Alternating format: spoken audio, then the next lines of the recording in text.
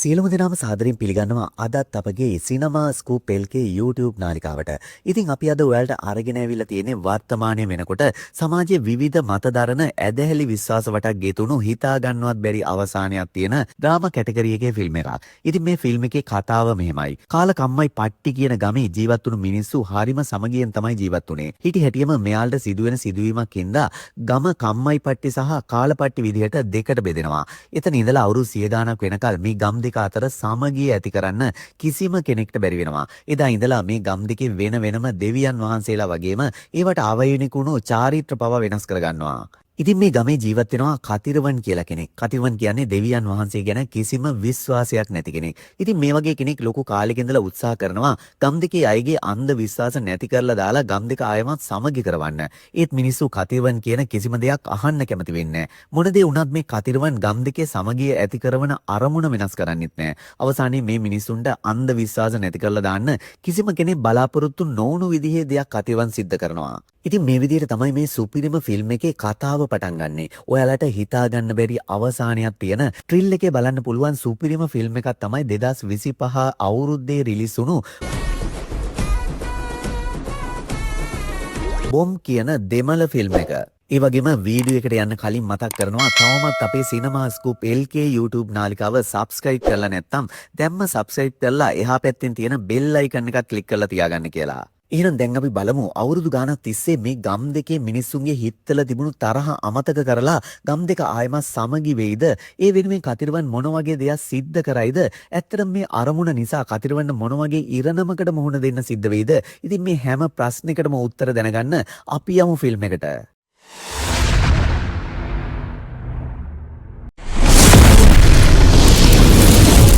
සිනමා scoop LK.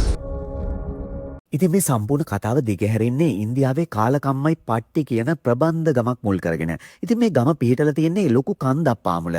ඉතින් මේ ගමේ මිනිස්සු වගේම පොඩි ළමයි හරිම සතුටින් තමයි ජීවත් වෙන්නේ. ඉතින් මේ ගමේ අය දෙවියන් විදිහට දැක්කේ අහස උඩින් තියෙන හඳ. හැම අවුරුද්දකම නොවැම්බර් සහ දෙසැම්බර් මාස දෙක අතරතුරේදී එක දවසක මොනරෙක් මේ කන්ද උඩ ඉඳලා කෑ ගහනවා. ඉතින් ඒ සද්දය වුණාට පස්සේ මේ ගමේ මිනිස්සු උත්සවයක් පවත්වන්න පුරුදු වෙලා ඉන්නවා. ඒ සද්දෙන් හරියටම පැය 48කට පස්සේ ගමේ මිනිස්සු හැමෝම එකතු වෙලා මේ කන්ද දිහා බලාගෙන ඉන්නවා. මොකද මේ කන්ද මුදුනින් ගමම එළිය කරන ආලෝකයක් දකිනවා. ඉතින් මේ ගමේ මිනිස්සු ඒ ආලෝකයට මහා ආලෝකය කියලා තමයි කිව්වේ. ඒ වගේම මේ කට්ටිය අතර විශ්වාසයක් තිබුණා. ඒ ආලෝකය තමයි දෙවියන් වහන්සේගේ ආශිර්වාදය කියලා. ඉතින් දවසක් මේ ගමම වසංගතයකින් වෙලා ගන්නවා. ඒ නිසාම මිනිස්සු ගොඩක් මැරෙනවා.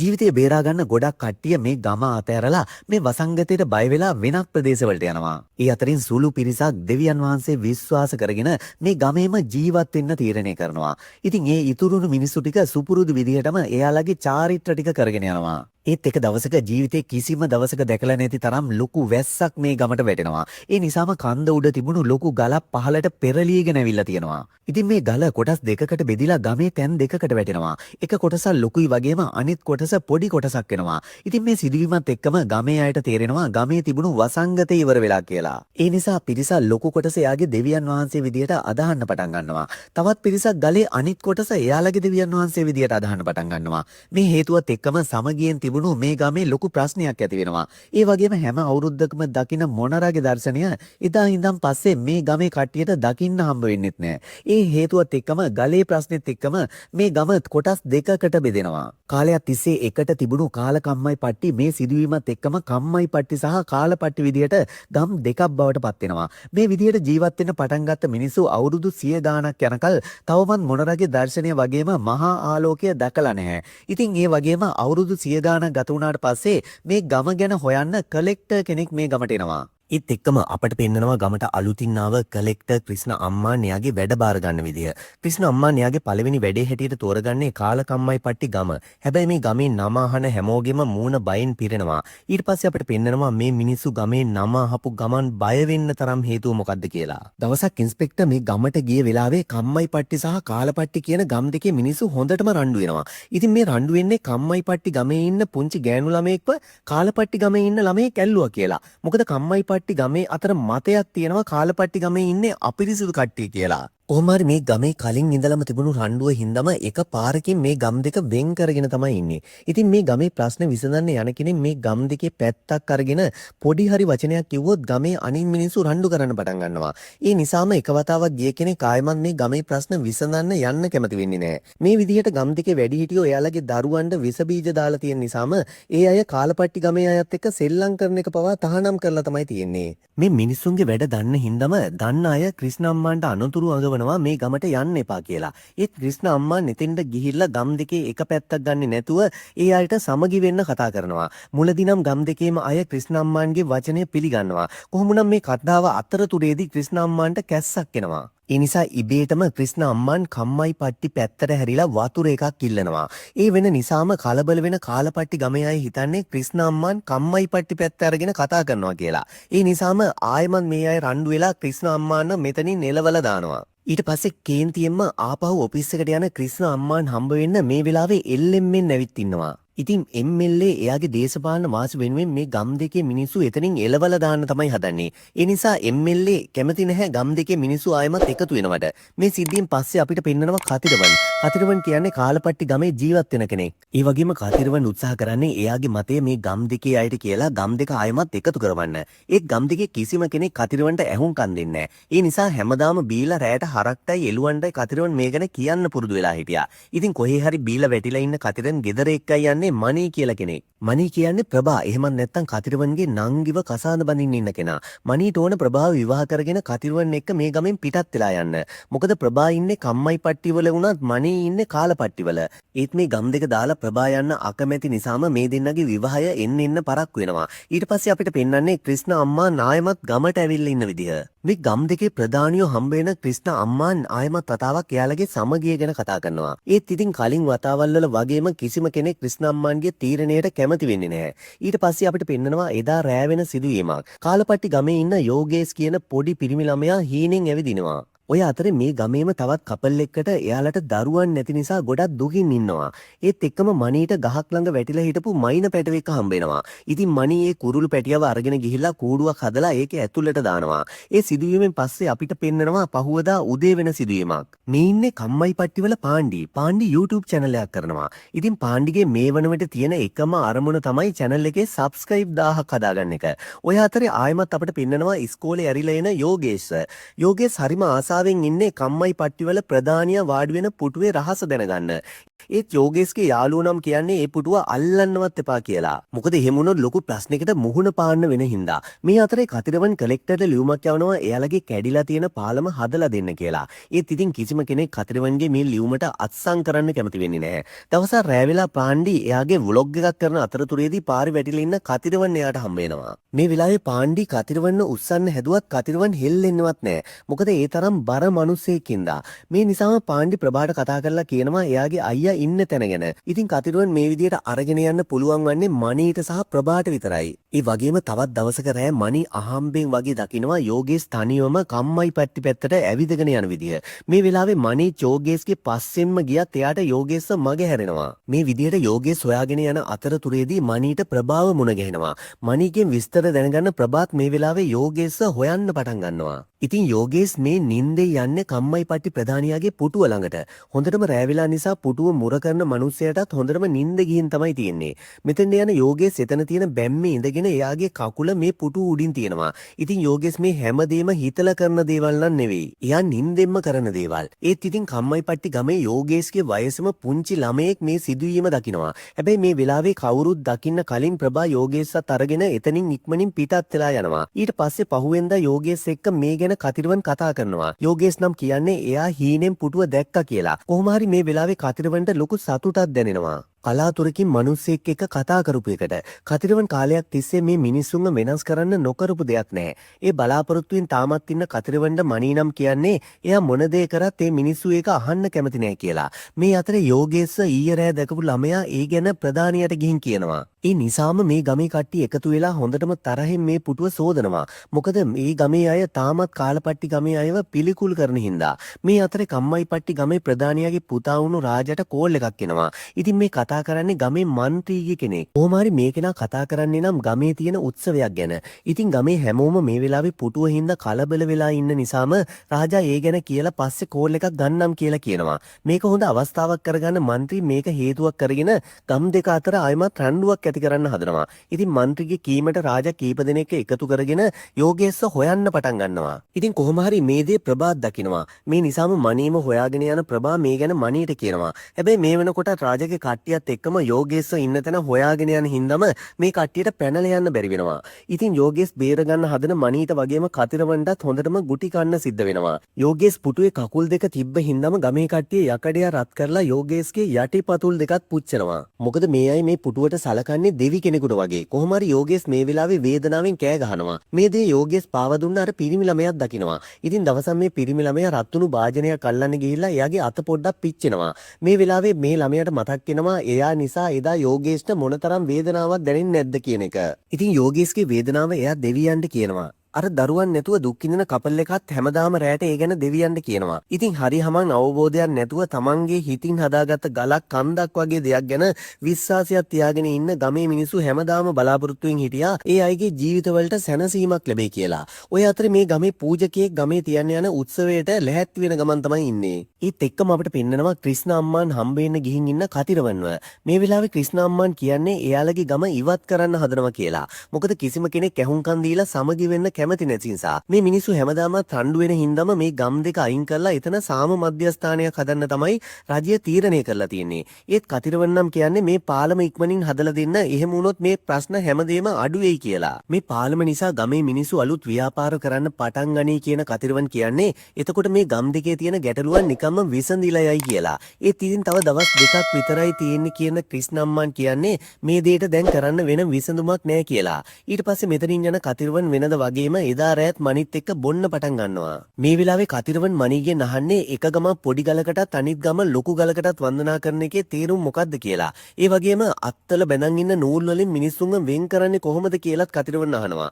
මේ ලෝකේ දෙවියන් කියලා කෙනෙක් නැහැ කියලා කතිරවන් කියනකොට මණී නම් කියන්නේ මේ ලෝකේ හැම දෙයක්ම නිර්මාණය කළේ දෙවියන් කියලා. ඒත් කතිරවන් එයාගේ මතය වෙනස් කරන්න පොඩ්ඩක්වත් කැමති වෙන්නේ නැහැ. ඉතින් මේ නිසාම තමයි මණී මේ කට්ටියවත් අරගෙන වෙන ගමකට ගිහිල්ලා ජීවත් වෙන්න හදන්නේ. ඒත් ඉතින් කතිරවන් යන්න අකමැති නිසා තමයි මණීත් මේ දෙන්නත් එක්ක තාමත් ඉන්නේ. ඉතින් මේ කතිරවන් නම් කියන්නේ එයා ජීවත් වුණත් මැරුණත් මේ ගමේම තමයි ඒක සිද්ධ වෙන්නේ කියලා. ඔය අතරේ මෙතෙන් ඇවිල්ලා ඉන්නවා മന്ത്രിගේ කට්ටියක් කතිරවන්ව මරන්න. ඒත් මණිත් ඉන්න නිසාම මේ කට්ටිය ඒ දෙන්නවම මරලා දාන්න තමයි හදන්නේ. ඉතින් එහෙම කරලා ඒ වැරැද්ද ගමේ කට්ටියක පිටින් දාලා ආයෙමත් ලොකු රණ්ඩුවක් ඇති කරන්න තමයි മന്ത്രിගේ ප්ලෑන් එක වෙන්නේ. ඒත් මණි බලෙන්ම කතිරවන්ව මෙතනින් එක්කන් යන නිසාම මේ කට්ටිය ප්ලෑන් කරපු විදිහට කතිරවන්ව මරන්න වෙන්නේ නැහැ. ඉතින් සුපුරුදු විදිහටම මණි කතිරවන්ව ගෙදෙට්ට ගිහිල්ලා දානවා. ඊට පස්සේ ප්‍රභා වෙනද වගේම අයියට කෑම එකක් අරගෙන ඇවිල්ලා කවන්න හදනවා. ඒත් කතිරවන් මේ වෙලාවේ S2 අරින්නවත් නැහැ. මේ වෙලාවේ කලබල වෙන ප්‍රභා මහා හයියෙන් අනන්න පටන් ගන්නවා.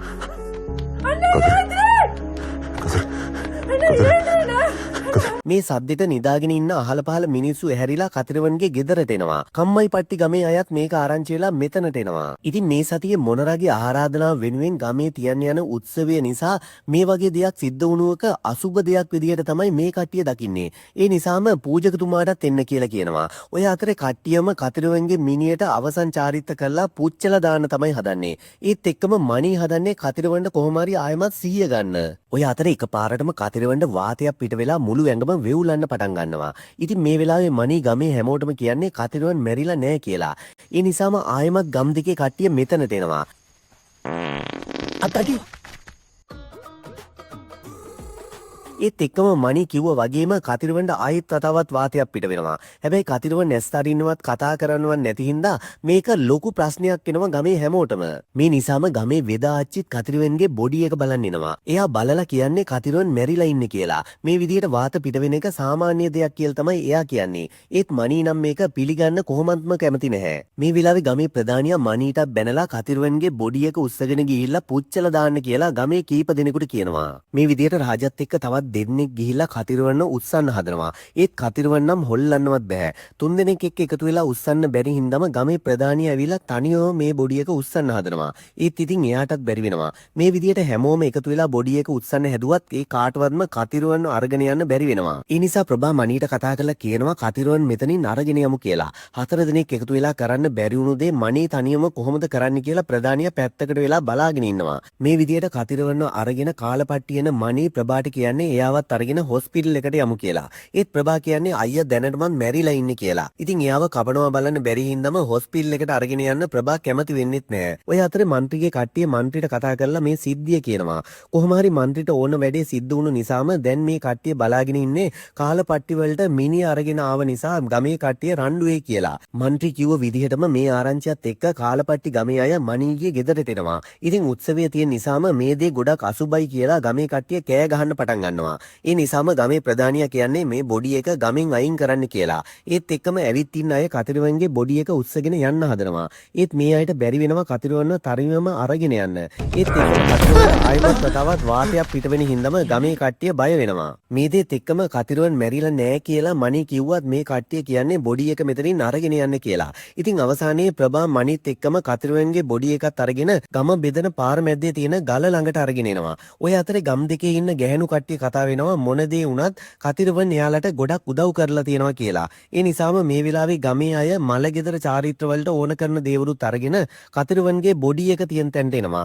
මේක දැකලා ප්‍රභාටත් හොඳටම ඇඬෙනවා. ඔය අතර මණී පුටුවක් අරගෙන ඇවිල්ලා කතිරවන් එකෙන් වාඩි කරවනවා. ඊට පස්සේ මේ දෙගොල්ලම එකතු වෙලා එයාලගේ චාරිත්‍ර කරන්න පටන් ගන්නවා. ඒ වගේම ගමේ පූජකතුමා මෙතෙන් ඇවිල්ලා කතිරවන්ගේ අවසන් කටයුතු සිද්ධ කරන්න පටන් ගන්නවා. චාරිත්‍ර වලින් පස්සේ පූජකතුමා මල් මාලා දාලා යනවත් එක්කම කතිරවන්ට ආයෙමත් වාතයක් පිට වෙනවා. මේ විදිහට කීප වතාවක් සිද්ධ වෙනවා. ඉතින් මේ වගේ සිදුවීමක් මීට කලින් දැකලා නැති පූජකතුමත් පුදුම වෙනවා. අවසානයේ හැමෝම බලාගෙන හිටිය දෙවියන් කතිරවන්ගේ ඇඟට ඇතුල් වෙලා කියලා පූජකතුමා හිතනවා. ඉතින් මේ නිසාම පූජකතුමා කතිරවන් ඉස්සරහා වැඳ වැටෙනවා. පූජකතුමාගේ අම්මා මැරෙන්න කලින් කියලා තියෙනවා මේ ගමට අනිවාර්යයෙන්ම දෙවියන් වඩිනවා කියලා. ඒ නිසාම පූජකතුමා කියන්නේ මේ ඉන්නේ දෙවියන් වහන්සේ කියලා. ඉතින් මේ කතාවත් එක්කම ගම් දෙකේ මිනිස්සු මෙතෙන්ට දුවගෙන එනවා. මුලදී නම් පූජකතුමා කියන කිසි දෙයක් විශ්වාස කරන්නේ නැහැ. ඔය අතරේ මෙතෙන් එන එක එළුවේ කතිරවන් ඉස්සරහා නතර වෙනවා. මේ දේත් බලාගෙන ඉන්න හැමෝම පුදුම වෙනවා. ඔය අතරේ දරුවන් නැතුව හිටපු කලා සිහිය නැතුව බිම ඇදගෙන වැටෙනවා. ඉතින් වෙදා ආච්චි කලාව පරීක්ෂා කරලා කියන්නේ එයා දැන් ගැබ් අරගෙන ඉන්නේ කියලා. ඉතින් මේ කාරණාවත් එක්කම කලාගේ හස්බන්ඩ් හිතන්නේ මේ දේ සිද්ධ වුණේ කතිරවන් නිසා කියලා. ඒ නිසා එයත් කතිරවන් එයාගේ දෙවියෙක් විදියට පිළි අරගෙන එයා ඉස්සරහා වැඳ වැටෙනවා. මේ දේවල් එක්කම පූජකතුමත් කියන්නේ එයා කිව්ව දේ හරි කියලා. ඉතින් මේ ඉන්නේ එයාලා මෙච්චර කාලයක් බලන් හිටපු දෙවියන් වහන්සේ කියලා ගමේ කට්ටිය කියනවා. මේකත් එක්කම අවුරුදු 100ක් බලාගෙන හිටපු මොනරගේ දර්ශනයත් මේ කට්ටියට මේ වෙලාවේ බලන්න පුළුවන් වෙනවා. මේ හැම දෙයක්ම සුබ විදියට සිද්ධ වෙනකොට ගම් දෙකේම කට්ටිය පිළිගන්නවා මේ ඉන්නේ එයාලගේ දෙවියන් වහන්සේ කියලා.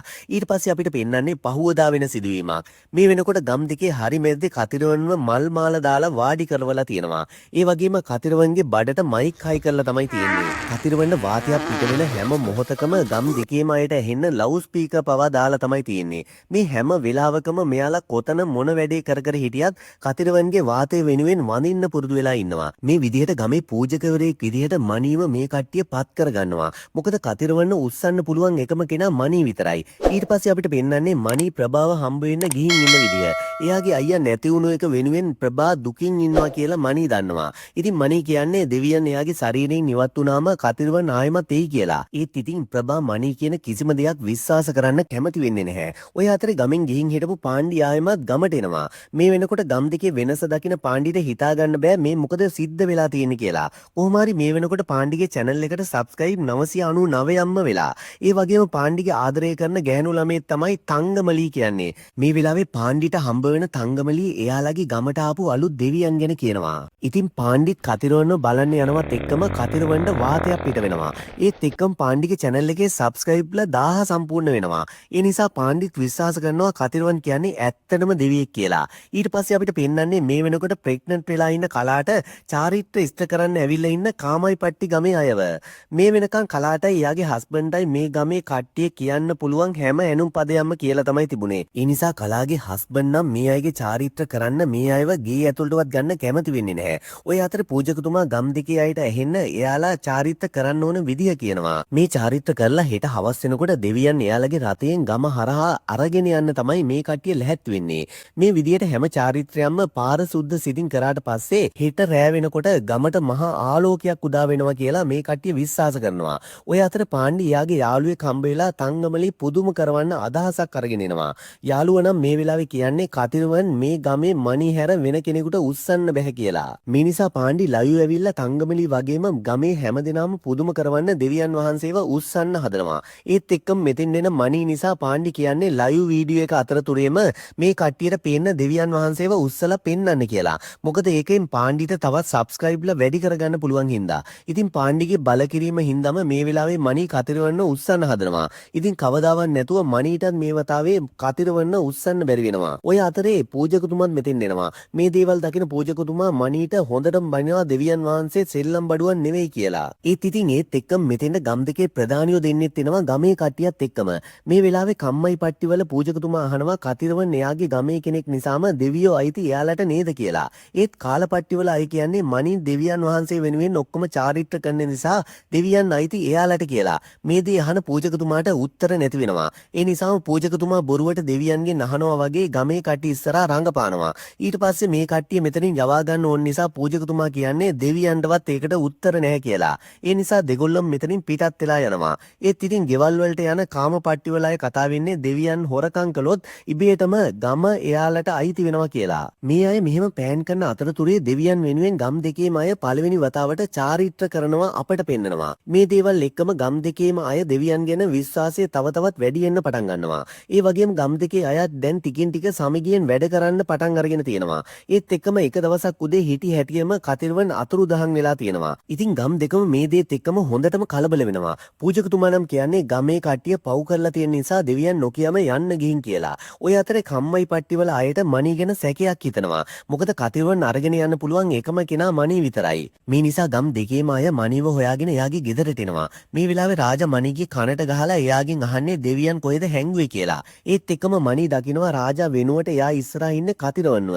මේ වෙලාවේ කතිරවන් මණිගෙන් අහන්නේ මෙතන වෙන දේ තේරෙනවද කියලා. ඒත් එක්කම තංගමලී දුවගෙන ඇවිල්ලා කියනවා දෙවියන් වහන්සේ ආයෙමත් ඇවිල්ලා ඉන්නවා කියලා. ඉතින් එතෙන්ට එකතු වුණු ගමේ හැමෝම කතිරවන් ඉස්සරහා වැඳ වැටිලා සමාව ඉල්ලනවා එයාලගෙන් වරදක් වුණා කියලා හිතලා. මේ හැමෝම මෙතනින් ගියාට පස්සේ මණි ඇවිත් කතිරවන්ගේ කකුල් දෙක අල්ලලා අහන්නේ ඇයි දැන් එයාට කතිරවන්න උස්සන්න දෙන්නේ නැත්තේ කියලා. ඒ වගේම මෙතන වෙන දේ මොකද්ද කියලා හිතාගන්න බෑ කියන මණි එයාගෙන් වරදක් වුණා නම් සමා වෙන්න කියලාත් කියනවා. මේ දේ ගැන හිත ගෙදරින මණි ගොඩක් වෙලා කල්පනා කරනවා. ඉතින් මණි හිතන්නේ කතිරවන් අකමැති දේවල් කරලා එයාව කේන්ති ගස්සනවා කියලා. කතිරවන් නූල් බඳින්න අකමැති වුණත් මණි කතිරවන් ඉස්සරහා ගමේ අයගේ අත්තල නූල් ගැට ගහනවා. මේ නිසා මණි හිතන්නේ කතිරවන් කියන්නේ ඇත්තටම දෙවි කෙනෙක් නෙවෙයි කියලා. එයා මැරෙන්නෙත් නෑ කියන මණි තවමත් හිතන්නේ කතිරවන් ගමින් අරගෙන යනවා කියලා. මේ නිසා මෙච්චර කාලයක් මණි කූඩුවක දාලා හදාගත්ත කුරුල්ලව නිදහස් කරන්න කියලා හිතාගෙන කූඩුවේ දොර අරිනවා. මේ සිදුවීම් මෙහෙම වෙනවත් එක්කම දැන් අපිට පෙන්වන්නේ ගම් දෙකේ අය එකතු වෙලා ඊළඟට කරන්න යන චාරිත්‍රය. ඉතින් පූජකතුමා කියන විදිහට මණි දෙවියන්ව ඔසවාගෙන ගම වටේම යන්න ඕන.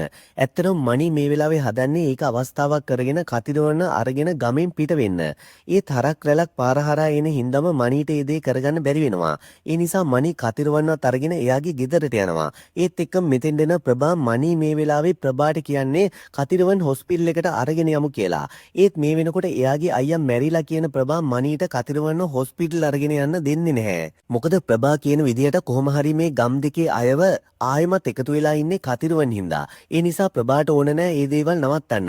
මොකද කතිරවන් මැරෙන කල්ම මේ දේ වෙනුවෙන් සටන් කරා වගේම ඒ හීනය හැබෑ කරගන්න එක තමයි කතිරවන්ගේ අරමුණ වෙලා තිබුණේ. ඉතින් කතිරවන් මැරුණත් කතිරවන්ගේ හීනේ තාමත් ජීවමානයි කියන ප්‍රභාටත් ඕන එයාගේ අයියා වෙනුවෙන් මේ දේ කරන්න. ඒ වගේම එදා කතිරවන් අතුරුදහන් වුණු විදිහත් ප්‍රභා මේ වෙලාවේ මණිට කියනවා. මන්ත්‍රීගේ කට්ටිය එදා කතිරවන්ගේ මිනිය පුච්චන්න තමයි කතා කරගෙන ඉඳලා තියෙන්නේ. මේ දේ ප්‍රභාට ඇහෙන නිසාම ප්‍රභා ගම් දෙකේ අයටත් හොරෙන්ම කතිරවන්නෝ එදා උස්සගෙන ගිහින් තියෙනවා මේ අයගෙන් බේරගන්න.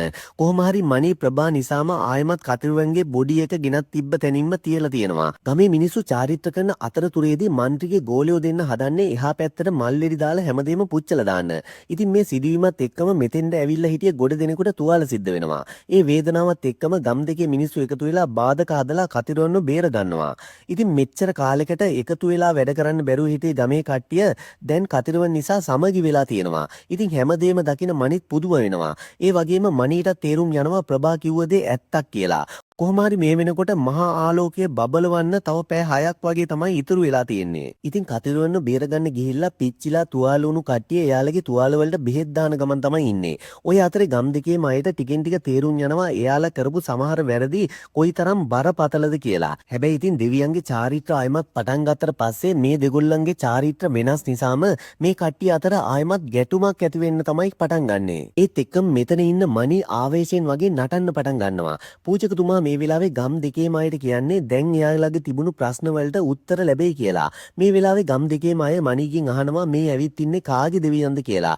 ඒත් එක්කම මණී ආවේශයෙන් කියන්නේ මේ ගම් දෙකම එයාගේ කියලා. ඉතින් තවත් දෙපැත්තකට බෙදිලා ගහගත්තොත් දෙවියන් கமாய்பட்டி சாமி உள்ள நான் அவங்கள பெத்தவடா අමනාප වෙයි කියලා මණී කියනවා. මේ නිසා ගම් දෙකම සමගියෙන් හිටියොත් එයාලට මහා ආලෝකය බලන්න පුළුවන් වෙයි කියලා තමයි මණී කියන්නේ. මේ සිදුවීමෙන් පස්සේ මණී ප්‍රභාව හම්බෙන්න යනවා. ඉතින් මෙතෙන්ට පාණ්ඩි වගේම තංගමලිත් එනවා. මේ දෙන්න මේ වෙලාවේ තමයි දැනගන්නේ මණී ගම් දෙකේ මිනිස්සු ඉස්සරහා කරලා තියෙන්නේ රංගපෑමක් කියලා. මණී හදන්නේ කොහොම හරි කතිරවන්ගේ බලාපොරොත්තු ඉෂ්ට කරන්න. ඒ නිසා ඒ වෙලාවේ හිතුණු දේ තමයි මණී ආවේශයෙන් වගේ කියලා තියෙන්නේ. කොහොම හරි මේ අයට ඊළඟට එන ප්‍රශ්නේ තමයි පොරොන්දුණු විදිහටම ආලෝකය පෙන්වන්නේ කොහොමද කියන එක. ඉතින් මහා ආලෝකය කියන දෙයක් තිබුණත් ඒ ගැන කිසිම දෙයක් නොදන්න මේ කට්ටිය ඒ ගැන හොයන්න පටන් ගන්නවා. ප්‍රභත් එක්ක එකතු වෙන තංගමලි ගමේ ඉන්න වැඩිහිටි අයගෙන් මේ ගැන අහලා දැනගන්න තමයි හදන්නේ. ඉතින් මේ සිදුවීම් වෙන අතරතුරේදී කතිරවන්න තාම මුකුත් කරගන්න බැරි වුණා කියලා දැනගන්න മന്ത്രി ගමට එන්න පිටත් වෙනවා. ඒ අතරතුර කතිරවන් ළඟට මණී ගිහින් ඉන්නවා. මේ වෙලාවේ මෙතෙන් දෙන පූජකතුමාට කියලා ඉස්සරහට කරන්න තියෙන චාරිත්‍ර ටික ගම් දෙකේම කට්ටිය එකතු කරගෙන කරන් තමයි මණී තීරණය කරන්නේ. පූජකතුමා කිව්ව දේවල් පිළිගත්ත නිසාම ගම් දෙකේම කට්ටිය චාරිත්‍ර කරන්න එකතු වෙනවා. ඊට පස්සේ අපිට පෙන්වන්නේ මණී ප්‍රභා පාණ්ඩි වගේම තංගමලිව. මේ වෙනකොට ප්‍රභා මහා ආලෝකය ගැන විස්තර ටිකක් හොයාගෙන තමයි තියෙන්නේ. කන්දේ උතුරු පැත්තෙන් උඩින් ගින්දරක් වගේ දෙයක් මීදුම අතරින් දිලිසෙනවා කියලා තමයි ප්‍රභා කියන්නේ. මේ නිසාම කට්ටියම හදන්නේ මේ වෙලාව ආවම 4 දෙනාගෙන් එක්කෙනෙක් කන්ද උඩට ගිහිල්ලා එතන ගින්දරක් පත්තු කරන්න. පාණ්ඩි තනියෝ බෑ කියන නිසා චාරිත්‍ර කරන තැන මණී ඉන්න ඕන නිසාත් මේ දේවල් කරන්න ඉදිරිපත් වෙන්නේ ප්‍රභා. මේ විදිහට මහා ආලෝකය බබලවන්න තව පැය 2ක් ඉතුරු වෙලා තියෙනවා. අන්තිමට චාරිත්‍ර ටික කරන්න පටන් ගන්නවත් එක්කම මෙතෙන්න පොලිස් ජීප් එකක් එනවා. ඉතින් මේ වෙලාවේ ඉන්ස්පෙක්ටර් එකට එක කිව්ව කෙනෙකුට පහර දෙන්න හදනවත් එක්කම ගමේ අය මේකට විරුද්ධ වෙලා ඉස්සරහට එනවා. ඉතින් මේ දේවල් දකින ඉන්ස්පෙක්ටර්ටත් හරිම පුදුමයි. ඒත් එක්කම තමයි මෙතෙන්ට ක්‍රිෂ්ණ අම්මාන් එන්නේ. ඒ වගේම මන්ත්‍රීත් මෙතෙන්ට එනවා. ඉතින් එක්කෙනෙක් මැරුණම ඒ ගැන රජයට දන්වන්න ඕන. ඒත් දවස් 3ක් ගිහිල්ලත් මේ කට්ටිය කිව්වේ නැති එකට ක්‍රිෂ්ණ අම්මන් මේ කට්ටියට දොස් කියනවා. ඒත් ඉතින් ගමේ අය නම් කියන්නේ මේ එයාලගේ දෙවියන් නිසා කතිරවන් තාම මැරිලා නැහැ කියලා. කොහොම හරි මේ ගැන මරණ පරීක්ෂණ කරන්න ක්‍රිෂ්ණ අම්මන් තීරණය කරනවා. හැබැයි ඉතින් ගමේ මිනිස්සු කියන්නේ එයාලා ඉස්සරහා මේක කරන්න ඕන කියලා. ඉතින් ඒ දෙයට එකග වෙන ක්‍රිෂ්ණ අම්මන් ડોක්ටර් කෙනෙක්ව මේ ගමට ගෙන්න ගන්නවා. ඉතින් මේ බොඩි එක පරීක්ෂා කරන ડોක්ටර්ත් පුදුම වෙනවා. මැරිලා දවස් 3ක් වෙලා තාම කිසිම ඩැමේජ් එකක් නැතුව බොඩි එක තියෙනවා කියලා ડોක්ටර් කියනවා. ඉතින් ගමේ කට්ටිය කියනවා වගේම වාතය පිට වෙන එකත් බොඩි එකේ සාමාන්‍ය දෙයක් වෙන්න පුළුවන් කියලා තමයි ડોක්ටර් කියන්නේ. ඊට වඩා තොරතුරු ගන්න නම් පශ්චාත් මරණ පරීක්ෂණයක් සිද්ධ කරන්න වෙනවා කියලා ડોක්ටර් ක්‍රිෂ්ණ අම්මාන්ට කියනවා. ඉතින් මේ වෙලාවේ ක්‍රිෂ්ණ අම්මාන් ඉන්ස්පෙක්ටර්ට කියනවා මන්ත්‍රීව සාක්ෂිකාරයෙක් විදියට තියාගෙන මේ නඩුව වහලා දාන්න කියලා. මේ දේවල් දකින මන්ත්‍රීට නම් හොඳටම කේන්ති ගිහිල්ලා තමයි ඉන්නේ. මොකද ගම් දෙකේ මිනිස්සු එකතු වෙනවට එයාට ලොකු අවාසියක් සිද්ධ වෙන හින්දා කොහොම හරි කේන්තියත් එක්ක මන්ත්‍රී මෙතනින් පිට වෙලා යනවා. ඔය අතර කතරවන් පාලම් වෙනුවෙන් දුන්න අභියාචනය ගැන ක්‍රිෂ්ණ අම්මාන් මේ කට්ටියට කියනවා. ඉතින් හැමෝම මේකේ අස්සම් කළොත් පාලම හදන වැඩේ කරගන්න පුළුවන් වෙයි කියලා තමයි එයා කියන්නේ. ඒ වගේම ගමේ අයත් මේකට අස්සම් කරන්න කැමති වෙනවා. ඉතින් මේ සිදුවීම් වලින් පස්සේ දැන් අපිට පෙන්වන්නේ දෙවියන් වෙනුවෙන් මේ කට්ටිය කරන අන්තිම චාරිත්‍රය.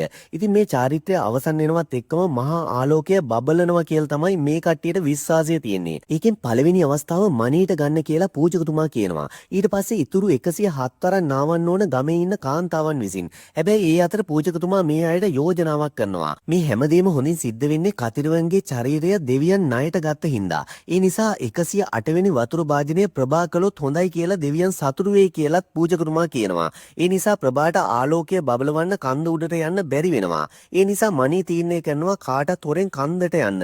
හැබැයි මණී යන අතරමඟ මන්ත්‍රීව මණීට හම්බ වෙනවා.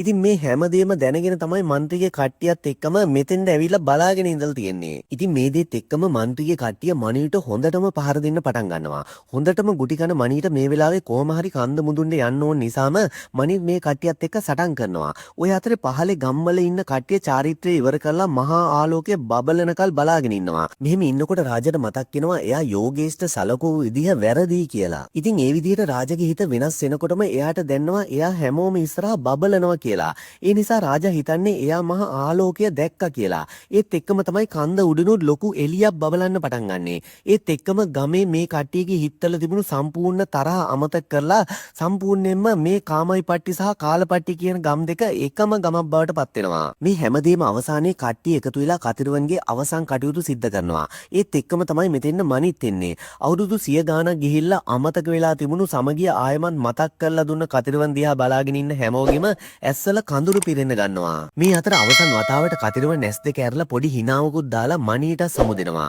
මණීට ඒක නම් දරා ගන්න බැරි වුණා. කතිරුවන්ගේ බලාපොරොත්තු වෙනුවෙන් මණී ඒ දේ දරාගෙන ඉන්නවා. ඉතින් කොහොම හරි කතිරුවන් එයාගේ අරමුණ ඒ විදිහට ඉෂ්ට කරලා මේ ගමේ මිනිස්සු හිත්වලින් හදාගෙන හිටපු හැමදේම බොරුවක් කියලා ඔප්පු කරලා පෙන්නනවා. ඒත් එක්කම තමයි මේ ෆිල්ම් එක අවසන් වෙලා යන්නේ. ඉතින් මේ ෆිල්ම් එක ගැන ඔයාලට දැනන අදහස් පහලින් කමෙන්ට් එකක් විදිහට කියන්න අමතක කරන්න එපා. ඒ වගේම අපගේ සිනමා ස්කූප් නාලිකාව තවම සබ්ස්ක්‍රයිබ් කරලා නැත්නම් අපිත් එක්ක සබ්ස්ක්‍රයිබ් කරලා එකතු වෙන්න කියලා පුංචි ඉල්ලීමක් කරන ගමන් තවත් මෙවැනි වීඩියෝ එකක් අරන් එන බලාපොරොත්තු වෙන අදට ඔයාගෙන් මේ විදිහට සමුගන්නම්.